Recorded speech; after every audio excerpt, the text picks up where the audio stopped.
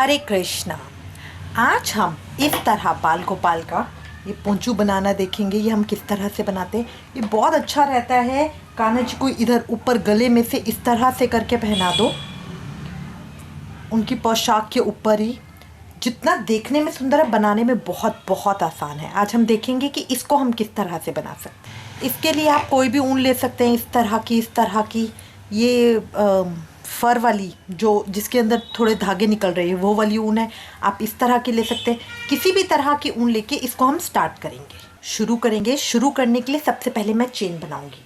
Chain बनाने का वही तरीका है, फिंगर के ऊपर ऊन को इस तरह से लपेटा, धागे को बीच में से निकाला, ये क्यू बन गया।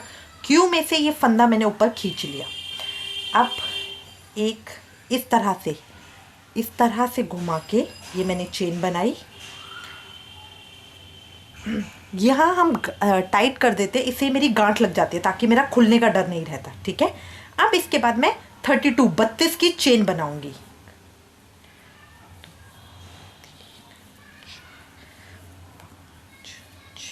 ये देखिए, ये मैंने 32 की चेन बना ली है, 32 की। अब इसके बाद बल लूँगी। ये जो डिज़ाइन है ये मैं डबल क्रोशिया से ही बना रही हूँ। आप चाहें तो इसमें किसी भी तरह की कोई भी स्टिच का डिज़ाइन डाल सकते हैं। ठीक है। पहले 2 फंदे छोड़ के तीसरे के अंदर मैं अपना हुक इंसर्ट करूँगी और पहला डबल क्रोशिया बनाऊँगी। जो मैंने 2 की चेन छोड़ी है, मेरा पहला डबल क्रोशिया हो गया है। अब इस तरह मैं अपने सारी चेन के अंदर एक एक करके डबल क्रोशिया बनाती जाऊँगी। पूरी चेन के अंदर मैं एक एक करके डबल क्रोशिया बना लूँगी।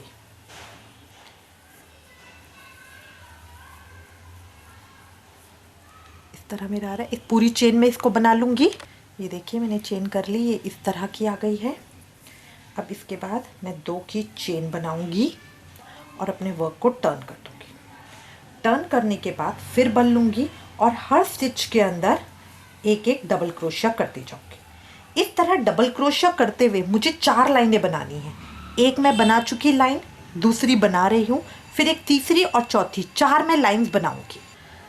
ये देखिए, मैंने 4 लाइनें कर ली है। मेरे इस तरह से आ गया है। ठीक है। इसमें मैंने कुछ नहीं किया, 32 फंदे डाले, 31 मेरे इसके अंदर डबल स्टिच बने हैं और ये 4 रोज़ प्लेन मैंने सिर्फ डबल क्रोशिया की करी है। इसके अंदर और कुछ नहीं है। अगर आप चाहें तो डबल क्रोशिया की जगह कोई बुनाई भी डाल सकते हैं। अब इसके बाद ये मैंने 2 की चेन बनाई, अपने वर्क को टर्न कर लिया। टर्न करके अब ये जो डबल चेन बनाई है मैंने 2 की, ये मेरा पहला डबल क्रोशिया है। अब मैं 9 डबल क्रोशिया और करूँगी, 9।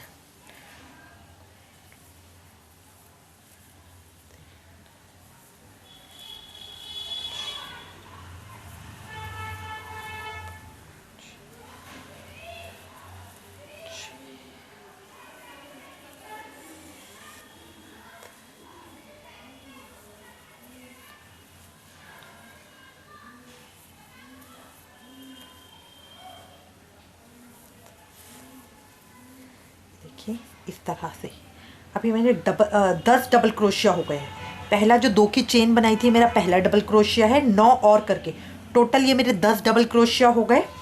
अब इसके बाद मुझे आगे और नहीं बनाना है, बस मैं यहीं पे अब 2 की चेन बना के अपने वर्क को टर्न कर लूँगी और इन 10 की चेन का 6 रोज़ और बना लूँगी। ये मेरी पहली हो गई है। 5 इसके ऊपर और बना लूँगी, इसी के ऊपर।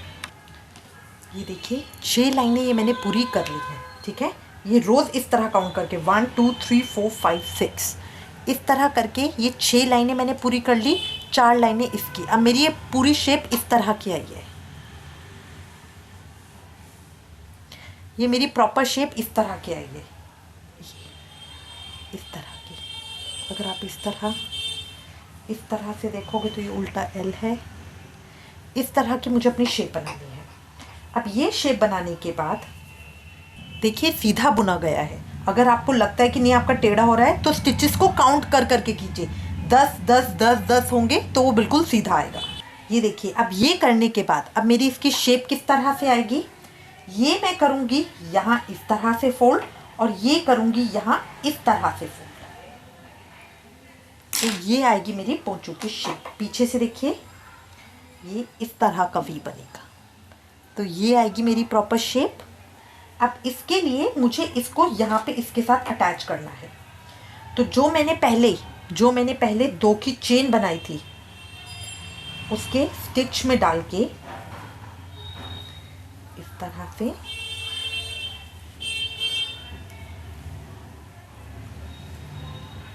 इसको इसमें से निकालूंगी, इसको इसमें से निकालूंगी। ठीक है, जो ये मेरा वी बन रहा है इसमें से पीछे वाले धागे को और जो ये है इसका आगे वाले को, इन दोनों को इस तरह से उठा के धागा खींचूंगी।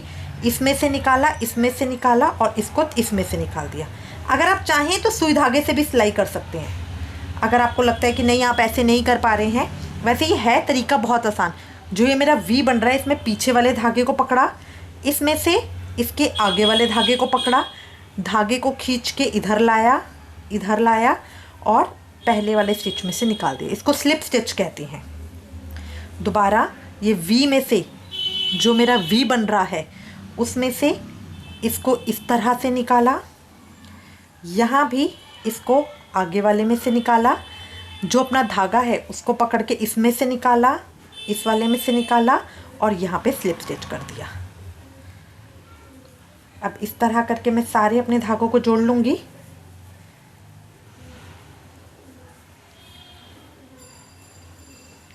अगर आपसे ये ना हो तो आप नॉर्मल सुई धागा लेके जैसे हम ऊन सिलाई की करते हैं उस तरह आप सिलाई भी कर सकते हैं। गिन के 10 स्टिचेस को बंद कर दिया। ये इस तरह की किनारी आ जाएगी, इस तरह की। अब यहाँ पे मैंने धागे को खींचा, कैंची ली, कैंची से इस तरह से कट कर दिया, इसमें से निकाल के खींच दिया। धागे को मैं अंदर की तरफ कर दूंगी।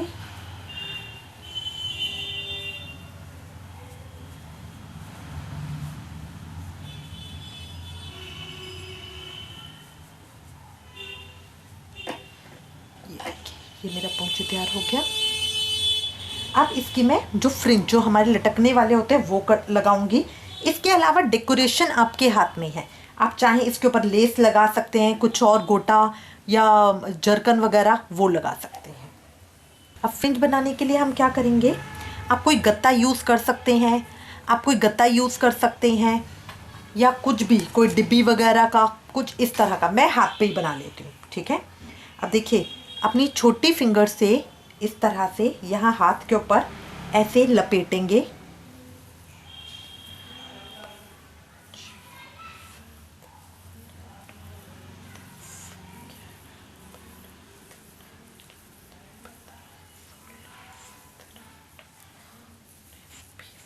अब मैंने 20 टाइम इसको लपेट लिया है। यहाँ लाके कट कर दिया है। कट करने के बाद यहाँ ऊपर की साइड से इस तरह से कट कर लिया। अब इसको टाइट रखना है, कभी लूज करके क्योंकि लेंथ हमें बराबर रखनी है। अब यहाँ करके इसी तरह मैं नीचे की तरफ से कट करूँगी, इनको इक्वल करके। ये सारे मेरे हो गए। अब इनको मैं इधर अपने पास रख लूँगी। अब देखिए लेंथ इनकी आपके ऊपर डिपेंड करती है कितने छोटे बड़े आपको चाहिए। ठीक है, इसको इस तरह से फोल्ड किया, जो इसके दोनों कॉर्नर है वो पकड़ा, ये यहाँ पे होल दिखेगा। अब अपना क्रोशा लेंगे, यहाँ पे बिल्कुल कॉर्नर पे इस तरह से डालेंगे, इसके हुक में से इसको निकालेंगे और इन दोनों को पकड़े पकड़े ही इन दोनों हुक को इस हुक के बीच में से निकाल देंगे इस तरह से, और इन दोनों को पकड़ के खींच देंगे। तो ये इस तरह से मेरे फ्रिंज हो जाएगी। आप 4 का चाहती हैं कि नहीं मेरे को 2-2 बनाने हैं, तो इस तरह 2 इकट्ठे करके पकड़ सकते हैं। इन दोनों को पकड़िए इस तरह से, जहाँ पे भी लगाने की मैं आपको एग्जांपल दे रही हूँ। उधर दोनों को पकड़ के इस तरह से खींचा, इन चारों को पकड़ के इसके बीच में से निकाल दिया लूप के।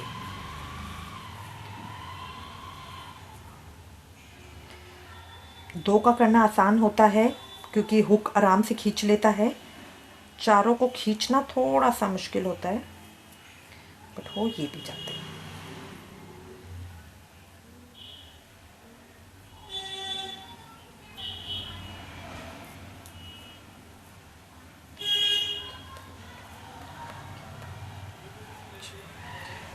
अब इन चारों को इकट्ठा पकड़ के टाइट कर लेंगे।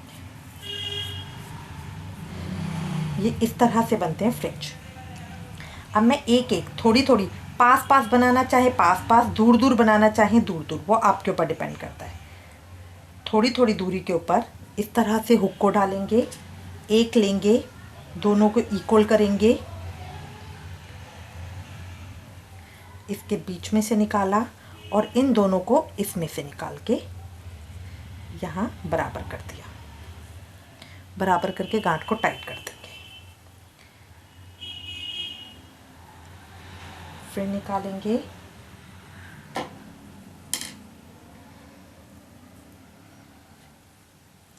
इसमें से इस तरह से निकाला, इन दोनों के बीच में से इसको निकाला।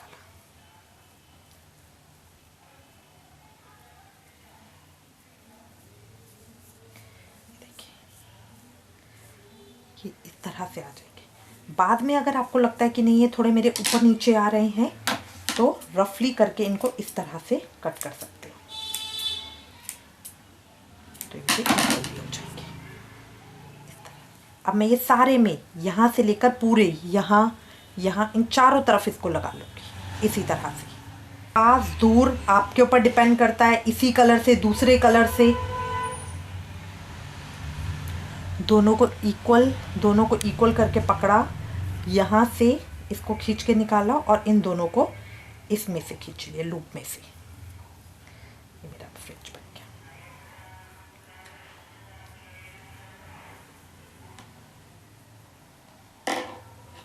इनकी लेंथ भी आपके ऊपर डिपेंड करती है, आप छोटे बड़े किसी भी साइज के इसको लगा सकते हैं।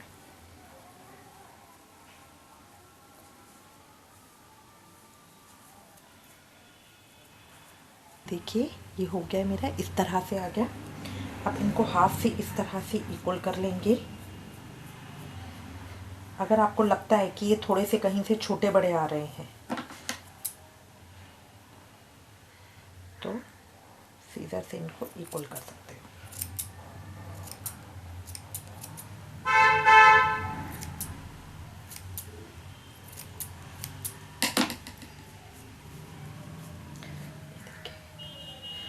अब इनको कलरफुल बनाना और ऊपर नीचे करना ये आपके ऊपर है।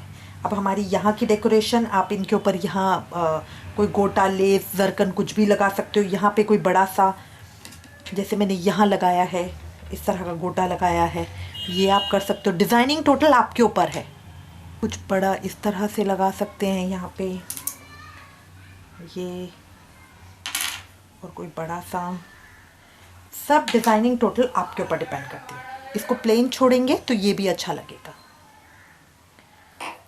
आई होप आपको ये अच्छा लगेगा। बहुत इजी और बिल्कुल सिंपल है। आपने देखा इसमें मैंने कोई घटाया नहीं, कोई बढ़ाया नहीं। यहाँ पे इतने स्टिचेस करने हैं, वहाँ पे उतने करने हैं, कुछ याद रखने की ज़रूरत नहीं है। बिल्कुल सिंपल, प्लेन, सीधा सीधा बुनना है। आई होप आपको ये अच्छा लगेगा। इससे रिलेटेड अगर आपके पास कोई भी कमेंट्स या सजेशन है तो प्लीज़ मुझे लिखिएगा। Thank you for watching. Hare Krishna.